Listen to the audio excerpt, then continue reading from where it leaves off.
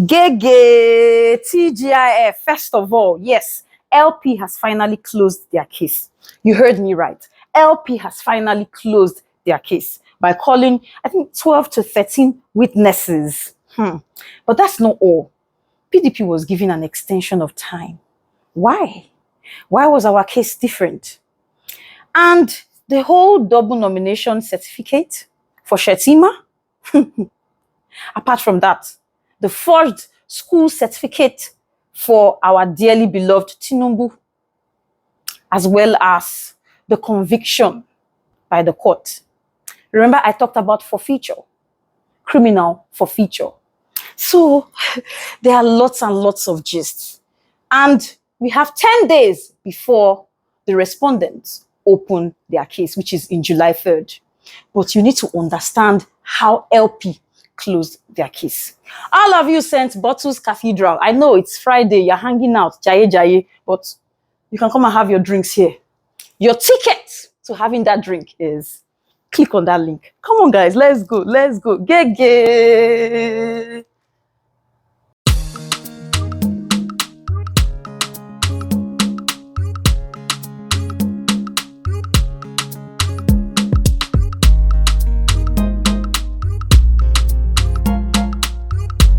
Hiya, I'm back. How are we doing today? Welcome back to my channel. It's still your very own girl, Obehi and the Law. Gege. So like I said earlier, LP finally closed their case today with 12 to 13 witnesses being called as against the 50 witnesses that they promised to call. But hey, forgive my manners, Joy Mabinu. I'm kneeling down. My name is Obehi, and then the program is Obehi and the Law. If you're just joining me today, I say welcome. It's not too late. And if you've been following me, thank you so much. I love ya. God bless ya. Thank you so much. So yeah, today LP ended their case. They closed their case. Sorry. This also happened with PDP, but there was some sort of extension. They comfortably closed their case, but I'm sure if LP had other opportunities, they would have done more. Now, Dr. Levi Uzoku had stated that he's satisfied with whatever documents that they have tendered so far. His only pain is how INEC tried to frustrate their case by not providing all of the requisite documents that they needed to be able to air, their pain and grief. They were not given enough of that. And some of these documents came really late, but he believes that with what they have tendered so far, it will go a long way improving their case. Well, we wish LP good luck. Now, they called witnesses today. We had Tanko Yunusa, who is a presiding officer. Like, the truth is, a lot of persons are complaining. Like I said, I'm going to break this video into two. Why? Because I will give you like a direct summary in the next video. This one, I just want to give like an overall, like an overview of everything that has happened so far. The truth is that documents cannot admit themselves in court. They can only be tendered in court, by like either through the bar or through a witness. When they say through the bar, it means you're tendering it through a lawyer. Or like we saw the certified true copy of the foreign judgment by Justice John, in the United States, convicting Tinubu of drug trafficking. We saw that, okay? And that was tendered by Dr. Levi Uzoku, tendered it. So, and we had also expert evidence, forensic evidence tendered. We saw the mathematician that came to court to testify. We saw the cyber security expert who came to court to testify. So a lot of expert witnesses were called, forensic evidence they were given. A lot of people were subpoenaed to come to court to, tender evidence. Some of them were at testificandum. I have explained it. Don't even ask me. Go back and go and watch. Or some of them were just to come tender documents, which is the Duces Taken. So all of these have been done. And some persons are saying they did not tender documents with regards to 25% of the FCT. You cannot come and tender evidence with regards to the law. The law is an example of a res ipsa loquitur. It speaks for itself. It only needs to be interpreted accordingly. Do you understand? It only needs to be interpreted accordingly. There's nothing to come and tender again in court. Do you understand with regards to that? So it's already, what it is. It is what it is. So that should not even come to play where people be saying, oh, they did not tender this document or they did not argue about 25% of the FCT. And that reminds me of, people were asking about the Abuja case, the whole local standard. I think that matter was struck out because of the whole local standard, but it was still argued in Peter Obi's case. These ones were just the residents of Abuja coming to say, oh, we have local standard. They should not, it should not be sworn in. And I think that case is already, the rest has been destroyed because Tinubu was actually sworn in. The plan was to prevent, like a preventive measure or a court order restraining Tinubu from being sworn in on that 29th of May. And it has happened, it has passed. But that same thing is equally part of their arguments in Peter Obi's election petition. And trust me, the lawyers for Peter Obi, see, I salute them. Hey, in fact, about turn. Because those guys are good. They are good. Like, they have tried to follow meticulously all of the provisions and the procedures as contained in the law so as to ensure that their matter is not struck out.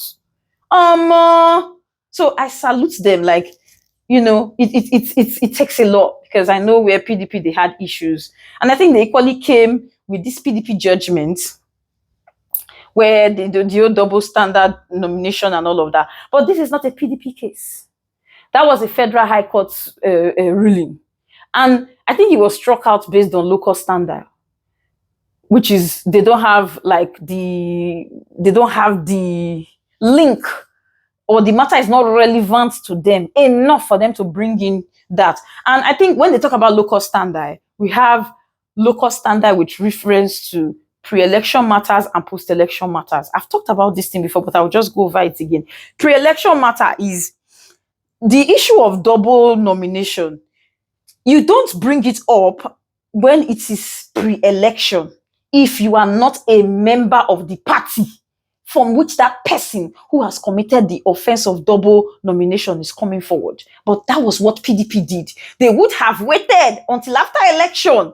If that person wins, then you cannot come up to say, no, this person, there's a problem of double nomination and it should be corrected. You understand? So I think that was where there were one or two errors with what PDP did, but LP did not make that mistake. So I don't know why the lawyers for APC, although I know that the judges made some very funny comments, but I don't even think that should even be relied on, to be fair. You understand? So another case too was the forged certificate. Yes, Tinubu attended a particular school. I don't want to call name. But did he graduate? So where did he get certificate from? It's not a question of did you attend. Was a certificate issued to you? Because it's like when you're in a relationship. Yes, I had an affair with this guy. Is he married to you now? No. So that's it. If you stop for a relationship, it will not hold water. I know, yes, in some part of the world, you have civil relationships. It exists and they can even issue you visa based on that. But the only concrete way in which a documentation can hold water is if it's a marriage certificate. I don't know if you understand the example I'm giving. So it's enough that you went to the school, but it is not sufficient enough to prove that you actually graduated or you have a degree from there. If you not graduate, then you did not attend. Because that is the evidence to show that you actually attended and you knew what you were doing in class. So we don't only have a drug lord as a president. We don't only have an Agbedo Ita as the president. We also have a dull person, a dull guy. Sorry, my apologies to whoever is hot, but it is what it is. You cannot even produce certificates. I said this matter is long. I want to be breaking the videos because I don't want. That's why I said I will discuss some part today and discuss another part, but you will see all of the videos, okay? And good. Like, now looking at the whole citizenship of Guinea, there was something that the APC lawyer said, and I'm like, guy, you need to go home. You're old too. You need to rest. I'm sorry, but I mean, you're not thinking well now as a senior advocate of Nigeria. You say if his passport is expired, that simply means that the certificate is expired. How many times my passport don't expire? It does not stop me. That simply means that his citizenship, sorry, is expired. It does not. The fact that I have an expired passport does not relinquish my citizenship for anything.